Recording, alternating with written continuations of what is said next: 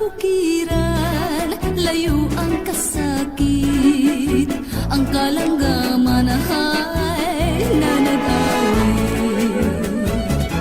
Maoy gainding mga paghadla, mga paray kay mga kudyaka. Ang hinuyoy naglanoy-lanoy sa kadahunan ug kabulakan, sa kadahunan ug kabulakan. Ug kinabuhi lulun kalipay, gawas hamili way ikagmahay. Sa kabukiran, layo ang kasakit, ang kalanggaman ay